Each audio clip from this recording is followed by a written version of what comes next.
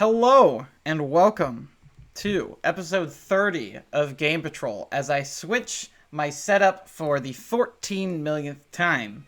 How's it going, everybody? I'm your host, Landon Plumley, and joining me today, as usual, is good old Trace Griffiths. How are you, buddy? I'm doing pretty good. How are you doing? I am doing splendidly. One thing I totally forgot about, I was gonna show it, I was gonna have it being held in my arms the entire time, although I don't want to do it necessarily now, as we've got phones ringing. Yes, I got the PS5. I'm actually going to be in the process of unplugging it right now because it's in rest mode right now. And so we're gonna shut it down real quick so that I can show it off. But is it gonna go? Hold on, there we go. Wait, I thought rest mode fried them. It did, but there's been 3 patches. I've had 0 issues. My PS5 has constantly been in rest mode. And I've had absolutely 0 issues. And so, one thing I am going to do real quick here, while that's shutting down, I'm going to fix this stuff. Okay. Great start to the episode, I know. But as I'm waiting for it to power down all the way, because I don't want to screw up my new console, I will hold it in my arms the whole time. The reason, folks, that it's a little rushed today is we're recording earlier because by the time this episode goes up, it will have already finished, but I'm actually doing a 12-hour live stream of Cyberpunk. I was going to do 24, but I had plans rearrange around so that doesn't happen, but this is my baby boy. This is my baby PlayStation boy. I love him very much. He makes me happy. I've been playing a bunch of it. I've been playing it every single day. I haven't actually played it today. Oh shit. I'm not going to be able to play today because I don't have enough time. Today's going to be the first day since I've received this thing. I got it on Friday. Today's going to be the first day that I won't have been able to play my PlayStation 5 because I just got so much stuff. I did use it though. It was turned on because what did I do? I watched some YouTube on it. So It looks so pretty. it is very pretty and very gorgeous, and I love it to death. And it is humongous. I was not expecting it to be as large as it was, but here we are. Also got the Christmas tree set up in the background, so, you know. You got the $500 one? Of course I did. It's going to save me so much money. Because think about it. I bought all these physical games. I can just sell them when I'm done with them. Meanwhile, if you get the $400, if you get the digital edition, you can never sell your games. You can also get used games for cheap. I'm going to save hundreds of dollars versus paying the extra $100 to get the disc version. That's true. I didn't think anything about that. Yeah. It saves you money if you are thinking about it logically in terms of, budgets and deals and that sort of stuff, because while there are digital game sales, like physical game sales usually are a lot better in terms of getting deals on either used games or from GameStop, that sort of thing. So you can have the best of both worlds by getting this bad boy, because it still takes digital games. It's not like I can't buy digital games on this thing, but Right. I can get both, and this is my baby. And so we're gonna cuddle him today as we get into the news and all of the fun, cool stuff this week. So, games coming this week. There are a couple big games coming. Medal of Honor Above and Beyond is coming out on PC today. So, take the fight to war-torn Europe in Medal of Honor Above and Beyond. The franchise returns to its roots, complete with a deep single-player campaign, multiplayer modes, and powerful interviews with survivors and veterans of the Second World War. So, this is a complete VR game that is absolutely nuts for your PC. They just finally came out with the specs this past week, so you need a 2080 to run this thing. I'm not even sure. I was going to pick this up, but I'm not sure I can even run it. I don't know. I'm going to, I want to do a PC diagnostics test, see, how it will run, because I know some sites to do that. But, I'm not convinced my PC can even run this game. It is a beefcake. Also, it takes up 180 gigs of space. And it needs 370 some gigabytes to install. and then it like condenses itself down to 180. So this is easily the biggest game I have ever seen. It is nuts. And the thing is it's probably going to be good. This is Respawn. Like, they cannot come out with a bad game. They just haven't. That's not in their philosophy, I guess. But it is nuts how much of a beefcake this game is. I thought Cyberpunk was going to be the huge game, but no. It's Medal of Honor, and it's nuts. But I'm really excited about this game. I hope I can run this game because I really want to check it out because they have full multiplayer modes. Like, this is basically Call of Duty World War II VR, and I am here for it. And so I really want to pick up this game. It's just, I don't know if I can. But that is out today. Also out today, it's this game that's been in development for quite a while. I think, there's been some buzz around it. It's called Cyberpunk 2077. It's finally out. It's finally here. For you guys, we still have a little bit longer to wait. But for you guys, it's out. I'm jealous of you all, even though I'll be playing it very soon anyway. I'm just jealous that you guys listening are in a world where Cyberpunk is released and out in the wild. Technically, it's out right now in certain regions. So, like, in news... You just flip your time zone. Because you can flip your time zone and get them earlier, can't you? Only on Xbox. Xbox is the only one you can trick. Apparently, it doesn't work for PlayStation or Steam. Because Steam has a global release time. So, you can't get it early on PC. But on Xbox, people have been playing it early because New Zealand has access to the game right now. Because on consoles, it's midnight local time is when it launches. So, if you change your Xbox to say you're in New Zealand... then you can play the game. So there are some people that have been playing for quite some time now, and I am very jealous of them.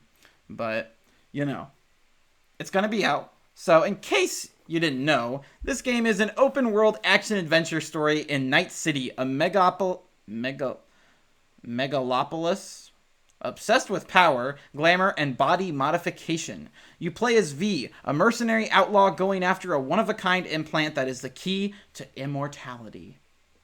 So, I'm so pumped for this game. I'm going to play the living bejesus out of it. I'm very busy tomorrow, Friday, and Saturday. So, I'm going to do this 12-hour live stream, and then I don't think I'll be able to play it again until Sunday, which makes me very sad. But also, I feel like getting 12 hours straight with the game will satisfy me enough for a few days. So, I'm okay with it. But that's coming out. So... everybody play this game. The reviews came out. They're really good. A lot of people say it's buggy. That's been the main thing that it's criticized for are the bugs. But, it has like a 91 on Metacritic. I mean, people are obsessed with it. I'm obsessed with it, and I haven't even played it yet. So, it's just going to be phenomenal. And it's going to be what I eat, sleep, and breathe for the next month or so. And so, yeah. Also, on Friday... Alba, a wildlife adventure, comes out for PC and iOS. Even the smallest person can make a big difference. Join Alba as she sets out to save her beautiful island and its wildlife, and possibly start a revolution. So, if you're down for a cute little indie game, if you're not feeling Cyberpunk, because I know some people who don't care about Cyberpunk. They make me upset, but I know there are people out there. So, if y'all want a cute little indie game and you don't care about Cyberpunk, this is also coming on Friday. So, then on Tuesday, Collection of Saga Final Fantasy Legend is coming out exclusively on Nintendo Switch. The first Game Boy RPG to sell over 1 million units and the memorable first installment of the series, The Final Fantasy Legend. A title that gained popularity through its refined gameplay system and the journey through a diverse world, Final Fantasy Legend 2. A unique story that traveled across time that featured a new and an innovative character leveling system, Final Fantasy Legend 3. Experience the origins of the Saga series with the Collection of Saga Final Fantasy Legend, the first complete port of these hugely popular titles.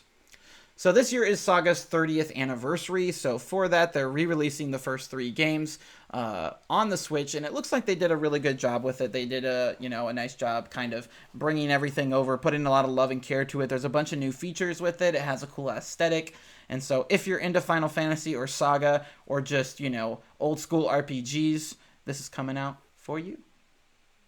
And so, yeah, those are all the games releasing. There were a lot more, but they all got pushed back because of Cyberpunk. No, that is not a joke. That actually happened.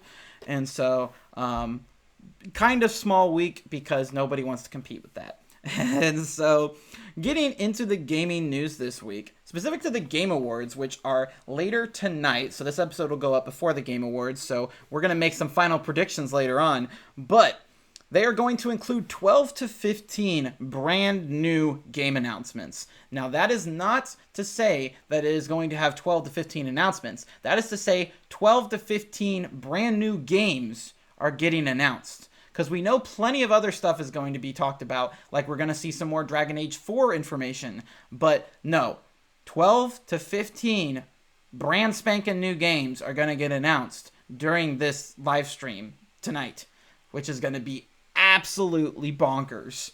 Like, I'm very excited. I don't know. I have some plans tomorrow, so I don't know if I'll necessarily be able to watch live. But I'm very excited to hear and see all of this amazing stuff because the Game Awards has become like almost like E3 presentation level big in terms of announcements. Some huge stuff has been announced at Game Awards in the past. So I'm definitely very excited to see what all is going to get announced and talked about, what's up people's sleeves. Maybe we get Microsoft's new initiative game. Honestly, I could see it. I really could. Because I mean, last year they unveiled the Xbox Series X at the Game Awards. So Microsoft is no stranger to big announcements at the Game Awards. And, you know, we could maybe get Breath of the Wild 2 information from Nintendo.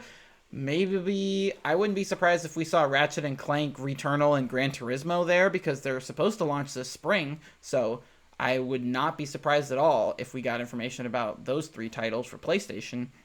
And so there's a lot of potential good stuff to be announced. And so very excited about that. Are you going to be watching, Trace?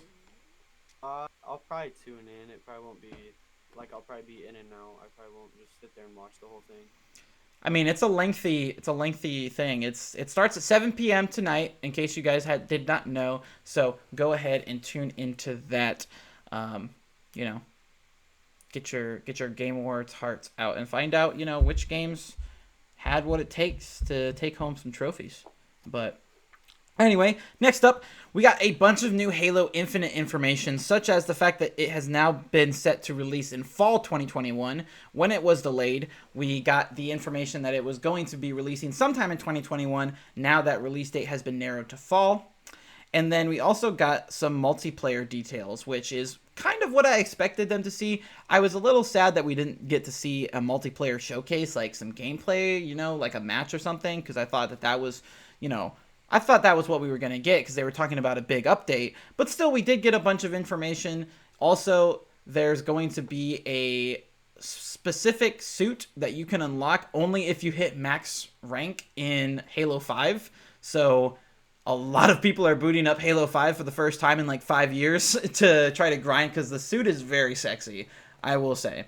And honestly, it's making me like kind of want to boot up Halo 5 myself because it's been a long time since I haven't played that game since like 2016. So I might have to boot up Halo myself.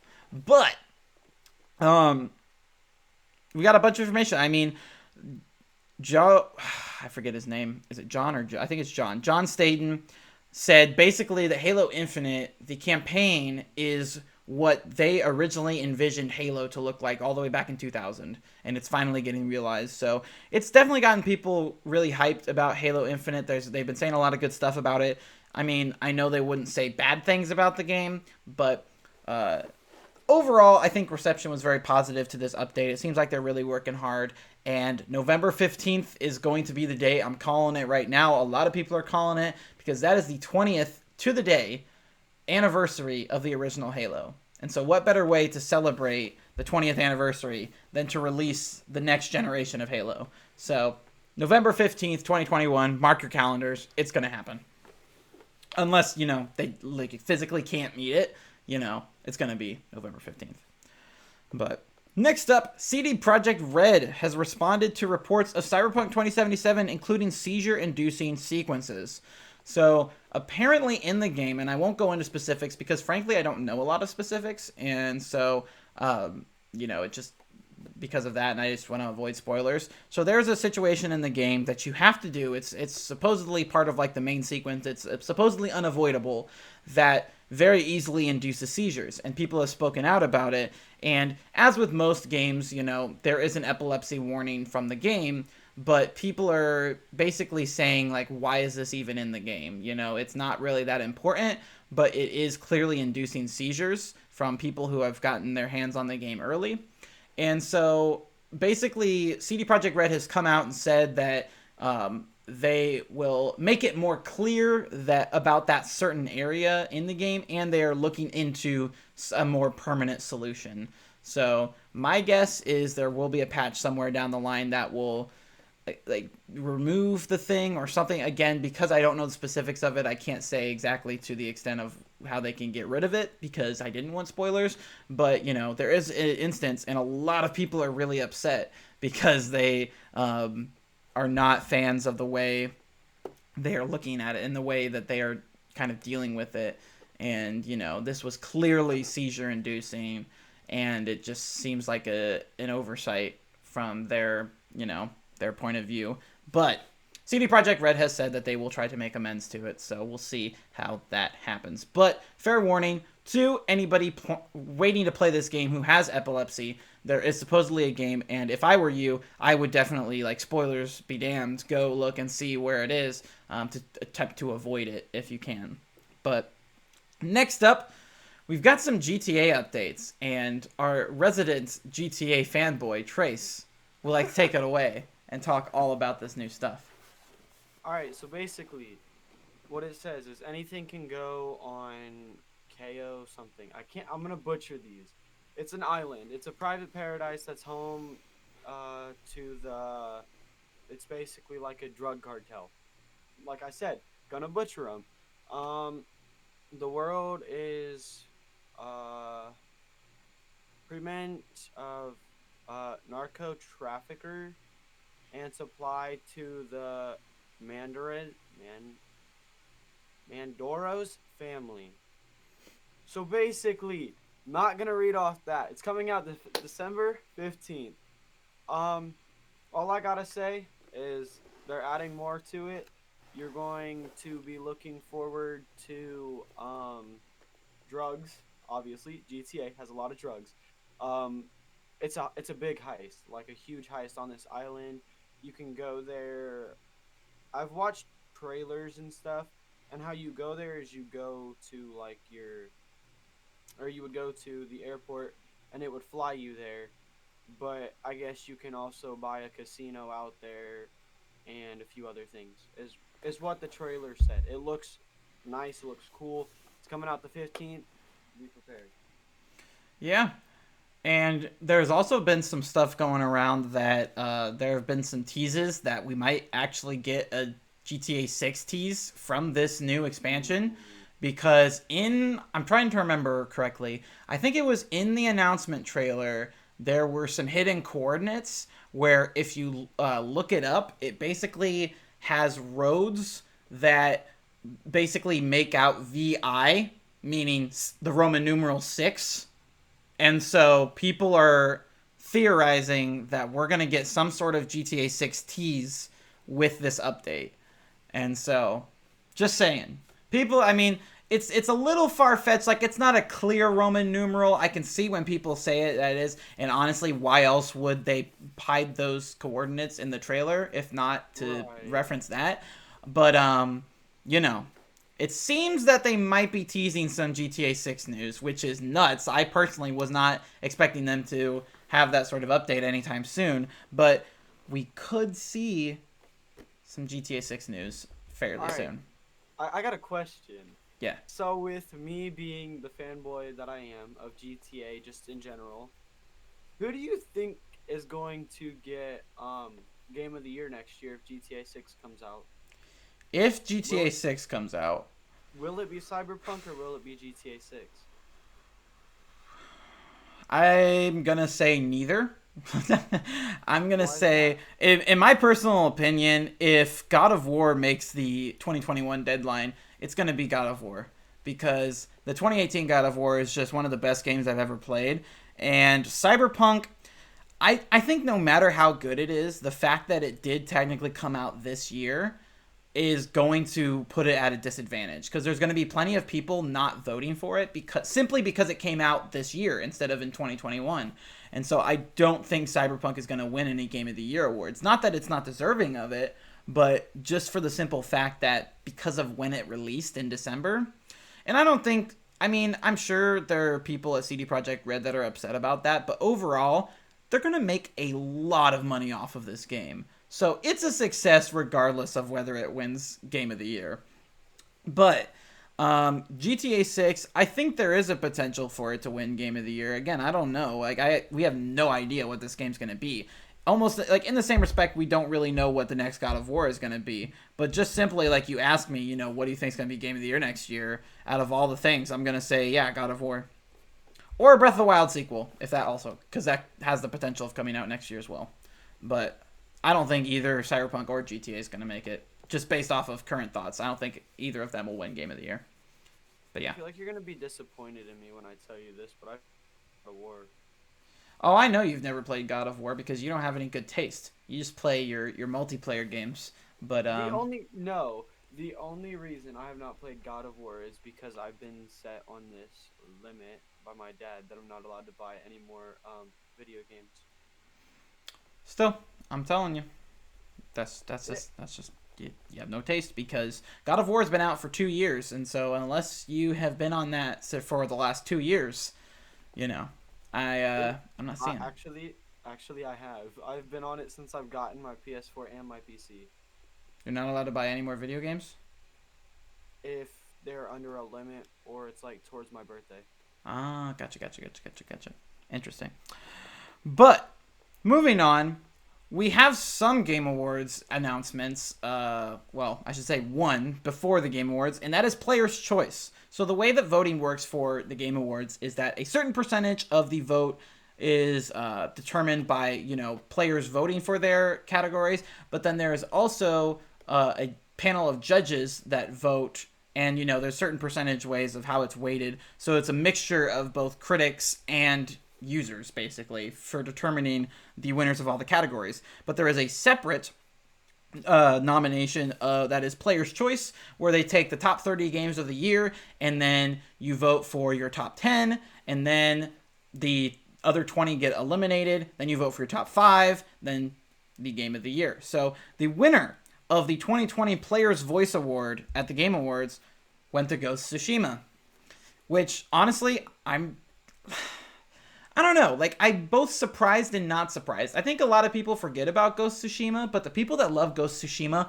love Ghost of Tsushima. The fan base of that game is absolutely immense. Whereas you have a lot of people that really love The Last of Us Part 2, but a lot of people who really, really, really, really did not like The Last of Us 2. And in the same respect, Animal Crossing didn't even make it to the top 5. And so, they've got that. And the other nominees, the other top 5, it was Ghost, Last of Us, Miles Morales, Demon Souls, and Hades, I believe, were the top. Demon Souls the one I'm iffy about, but I know Hades was also there. I think Demon Souls wrapped up the top 5.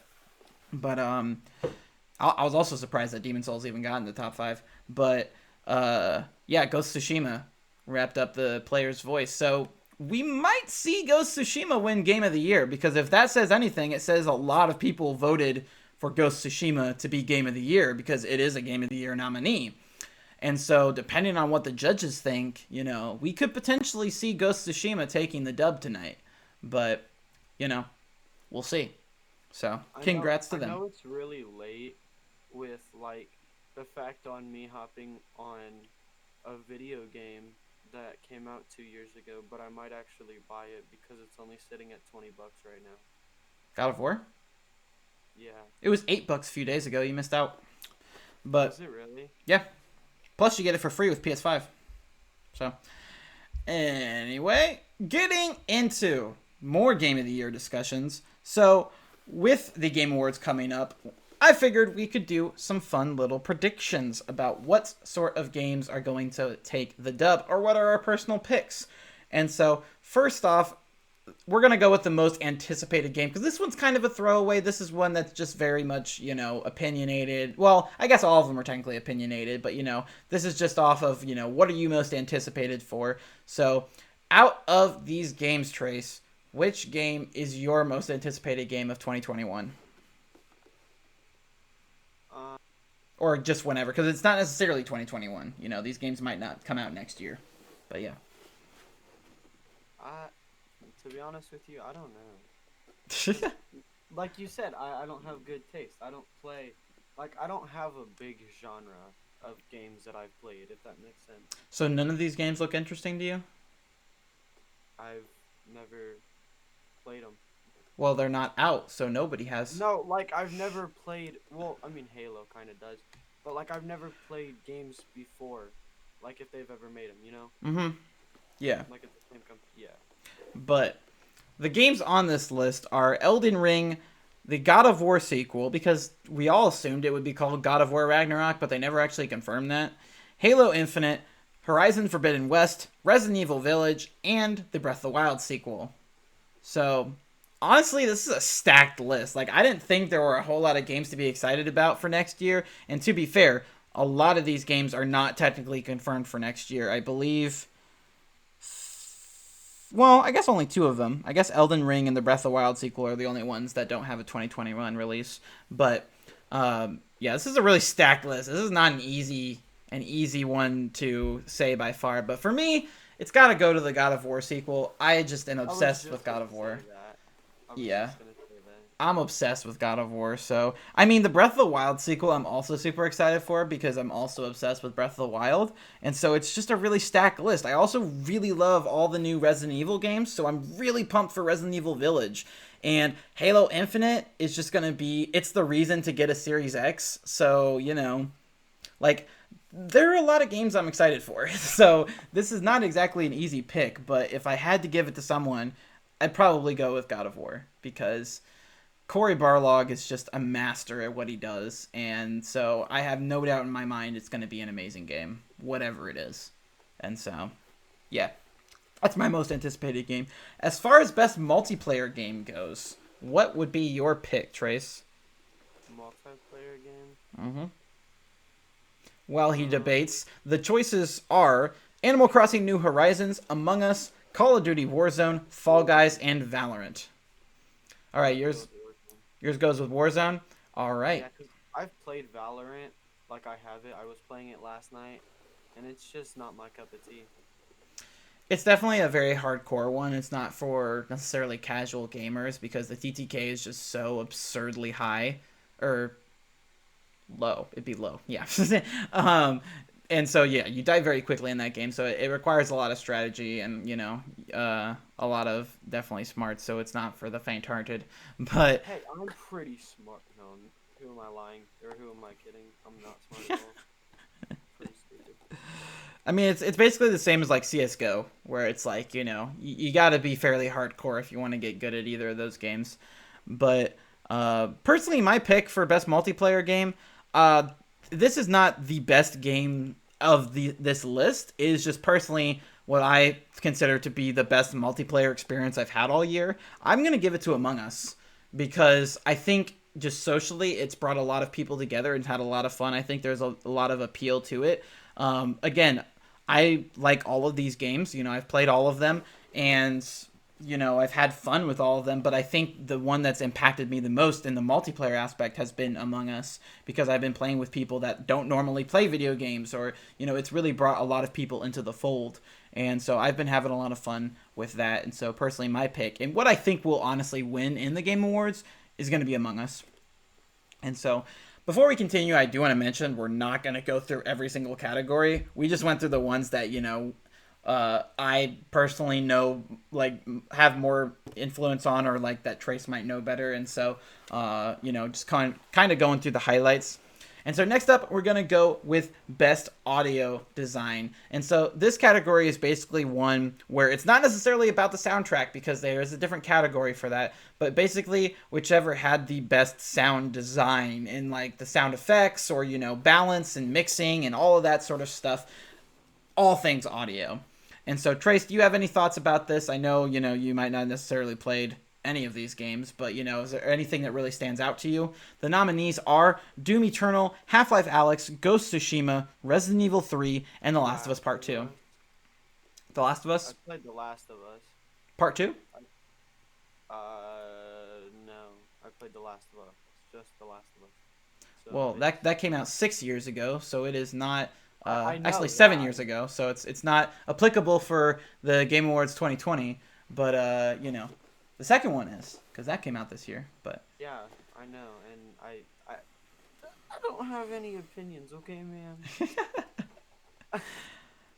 I mean, I was thinking about this. I was trying to figure out, which one would be my pick, and like they're all really well done to the point like. I'm honestly really not sure which one to go with. Like, because Doom Eternal has some of the best, like, most visceral sounds, like, with the gunplay and the melee and all that sort of stuff. Half-Life Alyx does a great job of immersing you in just VR and everything. Ghost of Tsushima is also really well done. I feel like overall, I'd probably give it to The Last of Us Part 2. I think the sound design in that game was excellent. Again, all of these had really excellent sound design. I think if anyone liked the least was probably Resident Evil 3. I probably had the least resonance with, but it was also pretty good. And so, but if I had to give it to someone, I'd probably give it to The Last of Us Part 2. And I wouldn't be surprised if it took the cake tonight. And so that would be my pick. Now, on the other hand, best score and music. This is the other category. So this is just talking about soundtrack. The picks are Doom Eternal, Final Fantasy VII Remake, Hades, Ori and the Will of the Wisps, and The Last of Us Part 2. Got any opinions here, Trace? Play a lot more games than I do. I don't think I've ever played any of these games. Yes, I watched videos on Ghost. I can't say it. You know what I'm trying to say, though. Yeah. I watched videos on that, but I've never played it. Mm-hmm. Well, it's not even in this category, but yeah. It's not in... Wait a minute. It's in a lot of categories, but it's not in best score and music. But... Yeah, I was looking in best art direction. Gotcha. So, again, this is another really hard one because the soundtrack to Final Fantasy VII is just a classic. Although, I feel like if I had to say, like, I mean, it's kind of a cheat because the soundtrack is from 1997. So, like, I don't know if it necessarily deserves to win in 2020. Although they did a great job of, like, remastering it and everything. It's really difficult. This is honestly a very difficult... Like, the audio ones, because they're all so brilliantly well done. I'm going to have to go with... I'm going to have to go with The Last of Us Part 2 again. Again, just like audio-wise, I just think The Last of Us takes the cake. But it is very close, and I could see merit for any of these winning. But I would probably give the best soundtrack to Last of Us Part 2. The soundtrack of that game is definitely very well done and very somber and just... Yeah, it does a great job at just atmosphere in general. So I would give it to Last of Us Part 2. Now, in terms of best art direction, the nominees are Final Fantasy VII Remake, Ghost of Tsushima, Hades, Ori and the Will of the Wisps, and The Last of Us Part 2. And, as Trace has already said, he has limited experience with these games. So, I'm just going to go ahead and say...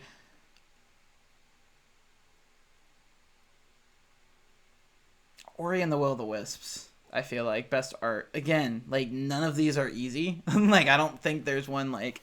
So, I would say Ori and the Will of the Wisps has the best art direction because that just looks like a paint. It's a playable painting. It's so good. And, like, all of these others, like, Ghost of Tsushima is an absolutely stunning game. And I think that's, like, a great runner-up. And I also love the art style for Hades. But, you know, overall, when I think of a game and I just think of, like, art in terms of, you know, just visuals, I would say Ori and the Will of the Wisps is probably the number one pick. But... moving on to best game direction, this is basically overall just, you know, the, I want to say production quality, that sort of thing. We have Final Fantasy VII Remake, Ghost of Tsushima, Hades, Half-Life Alyx, and The Last of Us Part 2. In which case, I easily give it to Ghost of Tsushima, because Oh, Ghost of Tsushima is so good, and it's just I think presentation wise, yeah, I think this is the best put together game out of all of these in terms of game direction.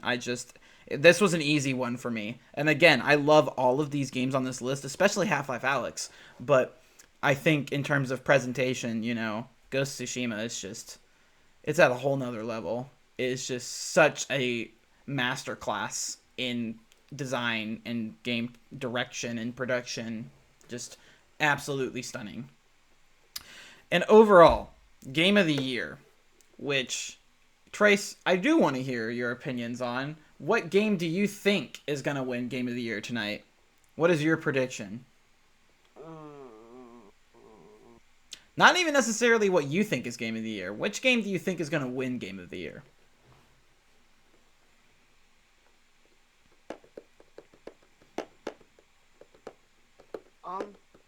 I haven't watched gameplay on Hades, but I've heard good things about it, and I've heard good things about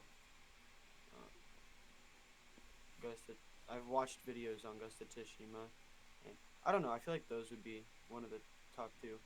Mm-hmm. And honestly, they're good picks. For a while, I was saying that Hades was the best game out of this list, but the more I think about Ghost of Tsushima, the more I'm just like, Ghost of Tsushima's game of the year. It really is. Like, it deserves it, and I really hope it does win. A lot of people are talking either Animal Crossing or The Last of Us Part 2. Hades, I think, should... Like, I would be super thrilled if Hades took home game of the year because it is an indie game, and so to see that win, like, the top prize of the Game Awards, like, that would be absolutely phenomenal, and I think it really does deserve it. I think all of these games deserve it because they're all amazing games in their own right, but Ghost of Tsushima has a special place in my heart. It was such an amazing experience, and it's just something I think about all the time, honestly. And so I think if anything deserves Game of the Year, it should be, like, above all, I would personally give it to Ghost of Tsushima. But, that's just my personal thoughts. That's our personal thoughts and opinions and ideas. And so that has been our Game of the Year 2020 predictions for 2020, as I previously said when I said 2020. But get into the games that we've been playing this week. I've been playing a butt ton because I kind of got a new console. But Outcasters just came out on Stadia. It's a Stadia exclusive. It's actually a lot of fun. I played it for a while on Thursday, I think. It was last Thursday. But I've been playing some Outcasters. It's a lot of fun. I really want to jump into it some more. I also played a little bit more Dead by Daylight because that game's a fun game, and so I was, jumping back into that for a little bit, having some fun with that. I don't even know if this counts as playing, but I booted up Fire Emblem Shadow Dragon and the Blade of Light, which is the first Fire Emblem game ever made, and it was recently re-released on the Switch to celebrate, I believe, their 30th anniversary, ? Might have been 35th. But it was never released in the West. It was only released in Japan. And so they finally brought it to the West for Switch. And it is a limited time release. So I launched up the game. And as it was going through, like, the very beginning, like, I hadn't even technically played it. My PS5 came. So I immediately threw my Switch and jumped to the PS5. So I don't know if that technically counts as playing it. But I booted it up. So then on PS5, I've been playing a ton of games. I've been playing a bunch of Demon Souls, which drives me insane because I can't play it. It's just insanely difficult. I platinumed Astro's Playroom, which is my favorite experience on the PS5 so far. It's amazing, and please do not sleep on this game. If you get a PS5, it's already installed on your system. Like, you can play it for free. It's baked in, and so please do not sleep on it if you own a PS5 because it is such an amazing experience of just showing off what the DualSense can do and just an amazing nostalgia trip through PlayStation's history. And so cannot recommend Astro's Playroom enough. I mean, I 100%ed it. Like, I did absolutely everything you can do in that game. It is 100% phenomenal. I also played some Devil May Cry 5 Special Edition, which is one of the things I was most excited for because I love Devil May Cry, and it is so much fun. Virgil is such a blast to play as. I think maybe like halfway through the campaign as Virgil, and it's just a ton of fun. I love playing as Virgil. It's just super great, and just pulling off some sick combos with Yamato or all of his other weapons at his disposal, Beowulf and Mirage Breaker, I believe, is the other one's what the other one is called. But it's so much fun. Like if you like, it's so great. Yeah, I've played more Devil May Cry, and it just looks stunning on the PS5. It's great. Love that. Love all the things with that. But I also launched up God of War to see how it ran on PS5. Lightning quick. Same with The Last of Us Remastered. It was done loading like that because of the power of this SSD. I've also been booting up Ring Fit Adventure, getting back in because I told myself I was getting fat because, I was getting fat again. So I was like, I need to get back into shape. So we've been doing some Ring Fit Adventure, having fun with that. I got past World 6, I believe. I think I just finished up today. So you're playing some more. That's such a great game. Like if you can get your hands on it, heavily recommend it because it's such a great workout game. Heavily underrated. But yeah, it's definitely really hard to find. So, it is successful because, people, you still can't find it really. Especially with COVID, I think that was a big reason why it became successful.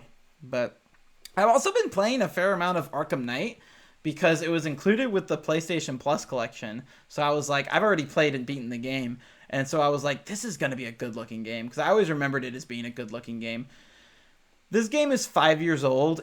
And if you told me it had RTX, I wouldn't bat an eye. It doesn't. Like, I had to look up if they had a PS5 patch for Arkham Knight. Because they actually just did an update. They added 2 new PlayStation exclusive suits.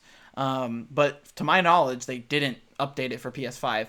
But the game looks stunning.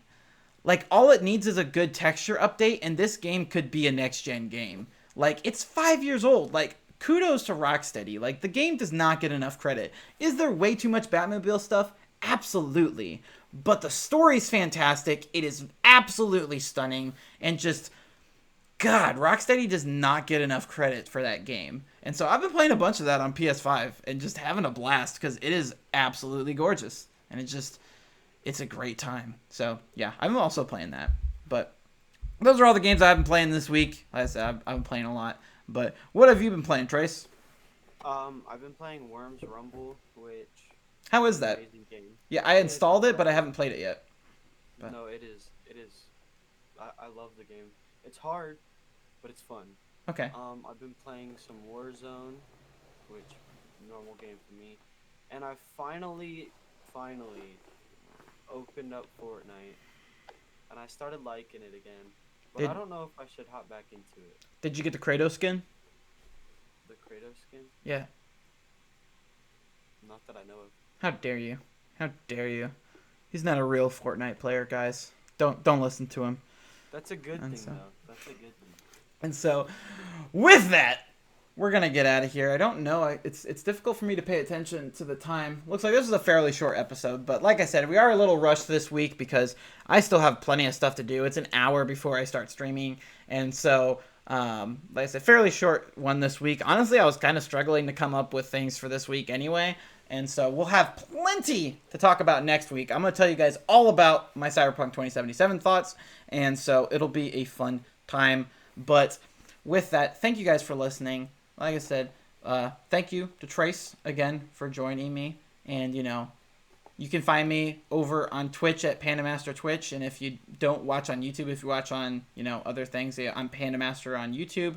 And like I said, I stream all the time. I've been streaming a lot of PS5 stuff lately, but pretty much all I'm going to care about for the next few weeks is Cyberpunk.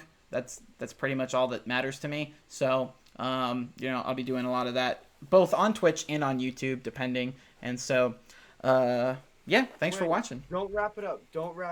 What's up? Cyberpunk multiplayer could be a standalone product.